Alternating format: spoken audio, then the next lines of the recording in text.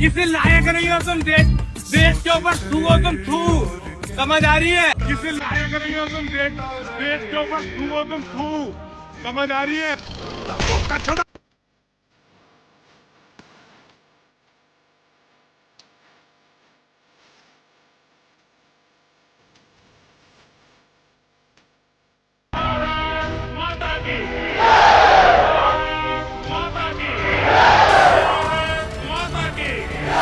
और मोदी जी को तानाशाह बोलने वाले पिछवाड़ा खोलकर सुन लो। अगर सच में मोदी जी तानाशाह होते तो लंबा वाला पीछे से डालकर ना ऊपर से निकाल देते। इनके माइंड में घुस गया कि फॉरेन पॉलिसी इज दिस।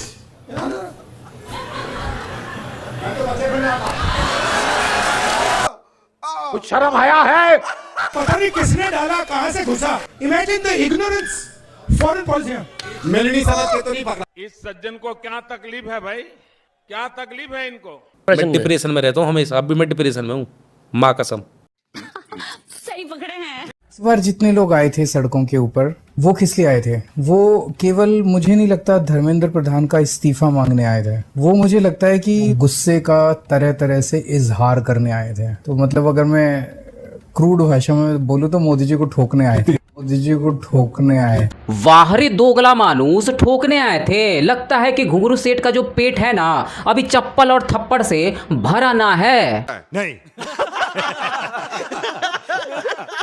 ये वाला दोगला मानूस कभी दिल्ली का मुख्यमंत्री हुआ करता था अपनी गटर वाले सोच समझ के साथ। घुंगरू सेठ ने दिल्ली के जंतर मंतर पर जिन लोगों को बुलाया था, निमंत्रण दिया था आने के लिए, असल में ये वाला गिरगिट मोदी जी को, अपने मोदी जी को ठोकने के लिए बुला रहा था।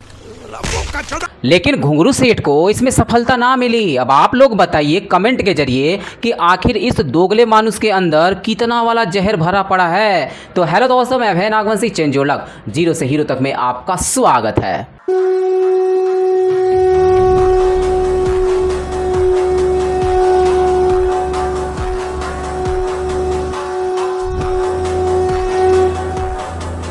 ये आप पुलिस वालों के लिए आपने ये ले रखा है जी। जरूरत पड़ेगी तो आप मारोगे, खींच के मारेंगे, तो उसके बाद जो एक्शन वो लिया जाएगा उसका कोई नहीं। अच्छा, मर जाएंगे यार, एक ही जिंदगी है। हाँ। मर जाओ या डर जाओ, तो मरना मंजूर है मुझे। अरे वाह रे लौंडिया, मरने का तुझे बहुत ही ज्यादा शौक है तो किसी गटर से चुल्लू भर पानी ले ले। पुलिस वालों ने आखिर तेरा क्या बिगाड़ा है? उनके भी परिवार होंगे ना, वो भी अपना पेट पालने के लिए वहां गए थे। वो अपना ड्यूटी करने गए थे। तेरे को पेपर लीक से प्रॉब्लम थी, तू लोकतांत्रिक तरीके से मोदी सरकार को झुकाती। इस वाले घुंगरू सेठ के चक्कर में पड़कर आखिर क्यों अपने परिवार वालों को हुरों के पास शिफ्ट करवाना चाहती है? शाबाश! जितने भी छात्र आंदोलन कर रहे हैं इस चीज की मांग को लेकर के कि 14वीं जेपीएससी और जेएसएससी सीजीएल का जो एग्जाम हुआ है उसमें जो भारी अनियमितता हुई है, घोटाला, करप्शन हुआ है, इस एग्जाम को, परीक्षा को रद्द किया जाए और तुरंत री एग्जाम का शेड्यूल। अरे हमारी पुरानी वाली घोड़ी नेहा मैडम, दोबारा पेपर से काम बन जाएगा और तू दोबारा नहीं लोगी क्या? अरे इस्तीफा। मुझे अपने घर जाना है। या फिर पंजाब के मुख्यमंत्री, झारखंड के मुख्यमंत्री या फिर शिक्षा मंत्री रिश्ते में तेरे अब्बू लगते हैं क्या? ये बातें बताई नहीं जाती, नजर लग जाती है। सरकार को कोई पूछे कि पेपर लीक हो गया है, आप इसकी जवाबदेही क्यों नहीं दे रहे हैं, तो सरकार सिर्फ ये बोलती है कि हम थोड़ी कराते हैं, एनटीए करवाता है। लेकिन एनटीए को जो इस पूरे सिस्टम के सेंटर में लाया है वो आप ही की सरकार है। एनटीए को जो लेजिटिमेसी प्रोवाइड करता है, उसके एजुकेशन व्यवस्था को, उसके परीक्षा करवाने की रीजनिंग को जो लेजिटिमेसी प्रोवाइड करता है वो धर्मेंद्र प्रधान है। इसलिए अगर एनटीए फेल करता है तो मतलब धर्मेंद्र प्रधान फेल कर रहा है। इसलिए उसके इस्तीफे की मांग हमारी प्रमुख। बस यही होता है बाप की सरकार और आपकी सरकार में फर्क। नीट पेपर दोबारा हुआ था लेकिन फिर भी धर्मेंद्र प्रधान का इस्तीफा हुआ। लेकिन झारखंड में इस वाली लौंडिया को केवल दोबारा एग्जाम चाहिए, इस्तीफा ना, वरना अब्बू जान को बुरा लग जाएगा। ये बड़ी अच्छी बात कही आप। ये वाली लौंडिया गई थी झारखंड में छात्रों के समर्थन के लिए या फिर यूं कहें कि छात्रों को भड़काने के लिए। लेकिन झारखंड में जो छात्र थे, जो कि असली वाले छात्र श्रेणी में आते हैं, जो खुलेआम बॉडी का प्रदर्शन नहीं करते, उन छात्रों ने पहले तो इसका मुंह काला किया और फिर नेहा को घोड़ी बनाया और पिछवाड़े पर लात मारकर इसके अक्का के पास भेज दिया। Sorry sorry sorry sorry sorry. Jharkhand में जो स्टूडेंट प्रोटेस्ट कर रहे हैं क्या कहेंगे? सॉरी, मैंने अभी करण न्यूज़ नहीं देखी। और यहाँ पे जो सीजेपी प्रोटेस्ट कर रही थी, बहुत अच्छी बात है, अगर कर रही है तो मैं सपोर्ट करूंगी फुल उसका अपना। आप कॉकरोच के सपोर्ट में हैं? हाँ जी बिल्कुल, क्यों नहीं। और जो झारखंड में स्टूडेंट बैठे हैं उसके बारे में मुझे कोई अभी अच्छा, उनके वो स्टूडेंट जो पीसफुल प्रोटेस्ट कर रहे हैं उनके बारे में नहीं पता, और कॉकरोच के बारे में पता है? आप देख रहे हैं ना, मैं अभी यहाँ पे बिना फोन की किसी चीज के घूम रही है, तो मेरे को उसकी न्यूज के लिए कोई वो तो चाहिए, वे ऑफ तो चाहिए ना। यहाँ पे मतलब वे ऑफ था और वहाँ पे नहीं है, कनेक्शन कट गया है क्या?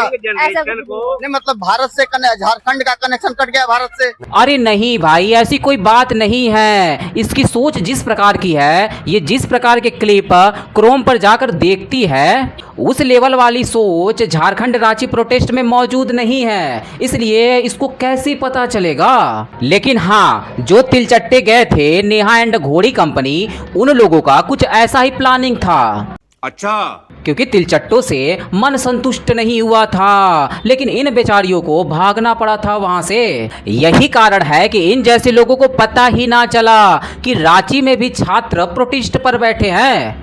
क्योंकि मैं चूतिया हूँ, मेरा दिमाग चूतिया है। इस प्रोटेस्ट में जो जंतर मंतर पे हुआ, पहले दिन से लेकर के आखिरी दिन जब तक वो प्रोटेस्ट चला, मैं पर्सनली उस प्रोटेस्ट में हर रोज, हर सुबह, हर रात शामिल थी। एक नारा उस प्रोटेस्ट में नहीं लगा है जो देश के विरोध में हो। मोदी के खिलाफ नारा लगा है, हाँ।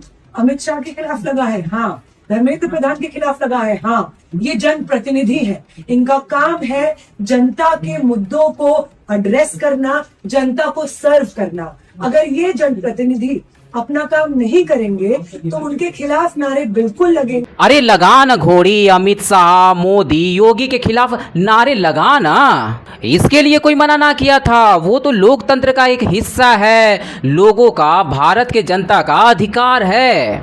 लेकिन गाली देने का अधिकार ना है, और तुम लोग वहां नारे नहीं लगा रही थी, बल्कि नारे खोलकर दिखा रही थी अपना जाहिलपन। गालियां बक रही थी। चल घोड़ी कोई बात ना, भूल गई होगी, धंधा भी तो करना पड़ता है काम वाला। भाई ने बोला करने का तो करने का। मैं तेरे को याद दिलाता हूँ, मेरा लिंग मेरी मर्जी, तो बांट ना, आखिर रुक का किसने है। मेरा लिंग मेरी मर्जी। आरएसएस मुर्दाबाद के नारे लग रहे थे, लगता है कि ये सारे तिलचट्टे आरएसएस का एग्जाम देने गए थे। देश की सेना का अपमान हुआ, भारत का अपमान हुआ। किसी लायक नहीं हो तुम, देश के ऊपर थू हो तुम, थू, समझ आ रही है? पुलिस वालों के साथ भी बदतमीजी किया गया। ऐसे हजारों नारे लगे जो किसी लोकतांत्रिक देश के हिसाब से बिल्कुल भी सही ना है। और मोदी जी को तानाशाह बोलने वाले पिछवाड़ा खोलकर सुन लो, अगर सच में मोदी जी तानाशाह होते तो लंबा वाला पीछे से डालकर ना ऊपर से निकाल देते। इन दंगाइयों को पेपर लीक से कुछ भी लेना देना ना था। ये सारे तिलचट्टे घुंघरू सेठ के इशारे पर आए थे देश को तोड़ने के लिए, मोदी जी को ठोकने के लिए। जी ठीक है कि हम लोग उमर खालिद के समर्थक हैं, और शायद ये बात, अगर जो उमर खालिद एक ऐसा व्यक्ति था जो कि इस पूरे देश को एक सूत्र में मानना चाहता था, वो धर्म, जात, भेदभाव से अलग था, परे था। वो एक ऐसा देश चाहता था जिसमें सबको समान हो, और हम लोग ऐसे समानता और विकसित देश की ही मांग करते हैं। तो अगर वो ये कह रहा है तो हम लोग प्राउडली कह सकते हैं कि हाँ, हम लोग उमर खालिद के समर्थक हैं। समर्थन है तो है, लेकिन भारत का दुर्भाग्य है कि ऐसी वाली सुअरिया जो भारत में खुलेआम खोलकर घूम रही और लिया भी ना जा रहा। भारी मिस्टेक हो गया सर। चल चल चल चल सही पकड़े हैं। उमर खालिद का खुलेआम समर्थन करते हुए, और ये वाली जो घोड़ी है ना, नेहा घोड़ी की समर्थक है, या फिर यूं कहें कि एक दंगाई और गालीबाज कार्यकर्ता है। ये उस वाले उमर खालिद का सपोर्ट कर रही जिसके ऊपर यूएपीए लगा है। 2020 में दिल्ली में दंगा करवाने का आरोप लगा है। CAA में दंगा भड़काने का आरोप लगा है, जिसकी कोर्ट में जमानत तक भी ना मिलती। ये उस उमर खालिद का, उस देशद्रोही का खुलेआम खुलकर सपोर्ट कर रही। क्या किया है मोदी ने? सारा देश बेच खाया। क्या किया मोदी ने? अब युवा जाग रहा है और युवा बदलाव लेके आएगा।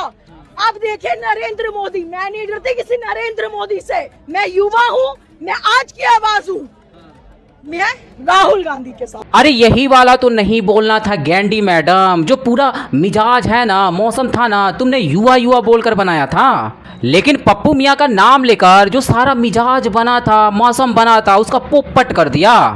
कैसे कैसे लोग रहते हैं यार यहाँ पर। हमारे मोदी जी ने देश को बेच दिया और तुम्हारे सारे अब्बू ने मिलकर खरीद लिया।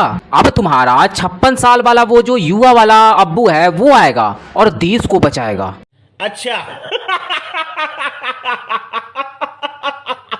E20 का जो मामला है ये बहुत बड़ा इशू है।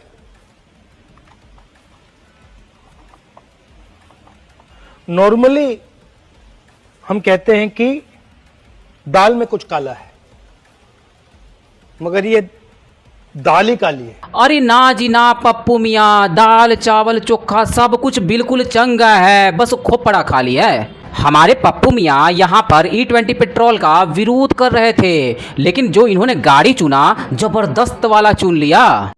जोर जोर से बोल के लोगों को स्कीमें बता दे। एक ऐसा कार जो E20 पेट्रोल को आराम से झेल सकता है, और वीडियो में पप्पू जी ढक्कन को खोलकर फिर बंद कर देते हैं, उससे कुछ ज्यादा ना करते हैं। आखिर पप्पू मियाँ दिखाना क्या चाहते थे, बोलना क्या चाहते थे और समझाना क्या चाहते थे, अब चमचे ही समझें। क्योंकि देश के आम जनता के पास तो इतना खोपड़ा ना है कि वो समझे कि आखिर पप्पू दिखाना क्या चाहता है, समझाना क्या चाहता है।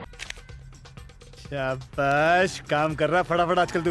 Very good. मेरे छात्रों का मुद्दा सबसे बड़ा है आपके लिए। आप रांची क्यों नहीं जा रहे? अभी तो छात्र वहाँ पे अभी भी बैठे हुए हैं। आज के दिन वहाँ पर छात्र बैठे हुए हैं, आप उनके साथ मंच साझा कीजिए। हाँ, बिल्कुल सही है। मैं अभी इसके बारे में जानकारी मैंने आज मुझे लगा कि उसके बारे में, क्योंकि ये काफी डाइवर्ट करने का प्रयास हो रहा है। निश्चित रूप से हम कल तक इसमें कुछ ना कुछ करेंगे, लेकिन हमारा जो डाइवर्ट क्या है, तो 12 दिन से बैठे हुए हैं ये बच्चे, तो 12 दिन से बैठे हुए हैं। सुन लीजिए ना, हमारा विषय बच्चों के ऊपर लाठीचार्ज और बच्चों के ऊपर गोली चलाना है।